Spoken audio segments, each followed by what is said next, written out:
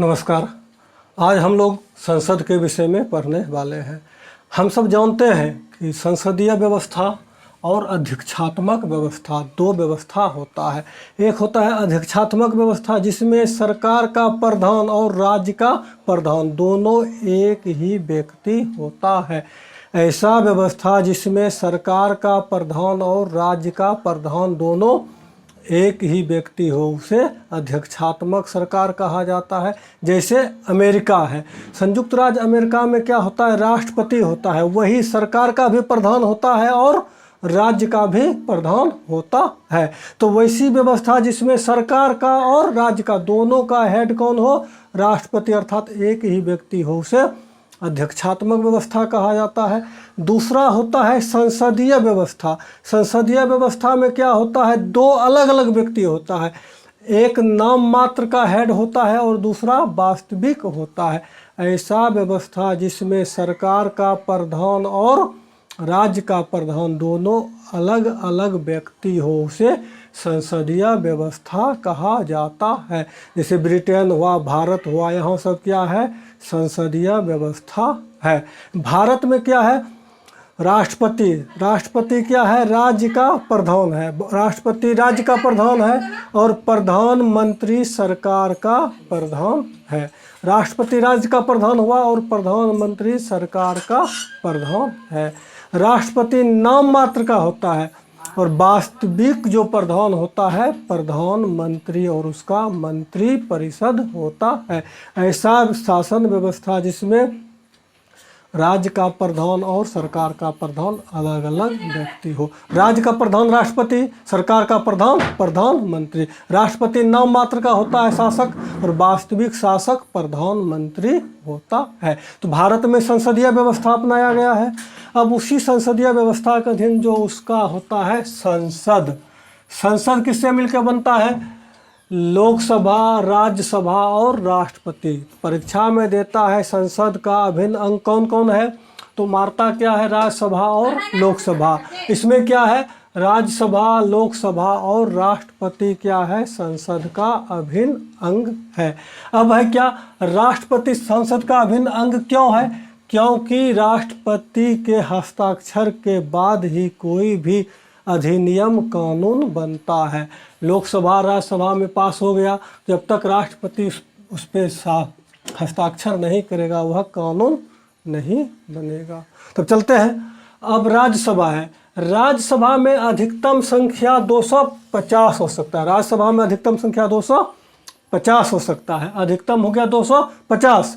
लेकिन वर्तमान में राज्यसभा में कितना है, 245 सदस्य है। वर्तमान में राज्यसभा में 245 सदस्य है। अधिकतम हो सकता है 250, लेकिन वर्तमान में 245 सदस्य है। तो अब है कि जानते हैं राष्ट्रपति 12 व्यक्तियों को मनोनीत करता है। राज्यसभा में राष्ट्रपति 12 व्यक्तियों को, जो साहित्य, संगीत, कला, समाज सेवा उस क्षेत्र में विशिष्ट स्थान रखता हो, उसे 12 व्यक्ति को मनोनीत करता है। तो अधिकतम कितना हो सकता है, निर्वाचित 238, मनोनीत 12 और निर्वाचित 238 हो सकता है। लेकिन क्या है, वर्तमान में 245 है, 245 है तो 12 को राष्ट्रपति मनोनीत करता है, तो निर्वाचित कितना होता है, 233 का निर्वाचन होता है। अब है कि निर्वाचित 238 है, 238 है तो उसमें राज्य से कितना होता है, 230 और केंद्र शासित प्रदेश से 8। राज्य से हुआ 230, केंद्र शासित से 8। तो यहाँ भी वर्तमान में क्या है, निर्वाचित, केंद्र शासित प्रदेश से 8 है, तो यहाँ क्या होगा, राज्य से 225। अभी वर्तमान में केंद्र शासित प्रदेश की संख्या भी 8 ही है। पहले 9 था, तभी दादर नगर हवेली तथा दमन दीव को 2020 में मिला दिया गया है, इसलिए वर्तमान में केंद्र शासित प्रदेश की संख्या 8 है। तो केंद्र शासित से कितना हो गया, 8 और राज्य से 235। अब लोकसभा में भी अधिकतम सदस्य संख्या कितना हो सकता है, अधिकतम कहेगा तो कितना करना है, 552। अधिकतम संख्या हो सकता है 552 हो सकता है, लेकिन अभी है कितना, 545, वर्तमान में है 545 MP है, MP 545 है। अब है निर्वाचित कितना हो सकता है 552 में, हम जानते हैं 2 को मनोनीत करता है, 2 राष्ट्रपति 2 आंग्ल इंडियन या आंग्ल भारतीय को मनोनीत करता है 2 को, तो बचा कितना 550। तो वर्तमान में कितना है 545 है, जिसमें 2 का मनोनयन राष्ट्रपति करता है, तो 543 का निर्वाचन होता है, 543 का निर्वाचन होता है। अब ये हुआ। अब 550 में राज्य से कितना हो सकता है, अधिकतम 530 और केंद्र शासित से 20 हो सकता है। वर्तमान में क्या है, राज्य से 524 का चुनाव होता है और केंद्र शासित प्रदेश से 19 का चुनाव होता है, निर्वाचन होता है। 524 और 19 543 का होता है। ये हो गया, राष्ट्रपति हो गया। अब भाई जैसे एक होता है संघात्मक और एक होता है एकात्मक सरकार, एक होता है संघात्मक और एक एकात्मक। एकात्मक किसको कहा जाता है, जिसमें सिर्फ एक ही सरकार हो, एक ही सरकार मतलब सिर्फ केंद्र ही हो, प्रधानमंत्री है तो सिर्फ प्रधानमंत्री रहेगा, राज्य का मुख्यमंत्री नहीं होगा, सिर्फ केंद्र होगा, राज्य नहीं होगा, तो वह होगा एकात्मक। और संघात्मक क्या होता है, देश के साथ साथ राज्य भी हो, जहाँ जैसे भारत है, भारत में भारत एक देश हो गया, इसके अतिरिक्त 28 राज्य और 8 केंद्र शासित प्रदेश हुआ, तो यह जो होता है संघात्मक होता है।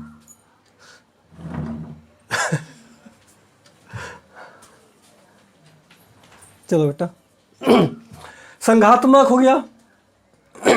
संघात्मक में जैसे यहाँ संसद होता है दिल्ली में, उसी तरह सभी राज्य में क्या होता है, विधान मंडल होता है, विधान मंडल। तो विधान मंडल जैसे संसद बना है राज्यसभा, राष्ट्रपति और लोकसभा से, उसी तरह विधान मंडल विधान परिषद, राज्यपाल और विधानसभा से मिलके बनता है। जैसे यहाँ क्या होता है राष्ट्रपति, तो यहाँ हो गया राज्यपाल। यहाँ होता है केंद्र में राज्यसभा, तो राज्य में विधान परिषद, हालांकि सभी राज्य में विधान परिषद नहीं है। यहाँ हुआ लोकसभा, तो राज्य में हुआ विधान सभा, ये होता है। अब है जैसे राज्यसभा है, राज्यसभा के लिए उम्र होता है 30 वर्ष, राज्यसभा के लिए आयु 30 वर्ष, तो विधान परिषद के लिए भी आयु कितना होगा 30 वर्ष।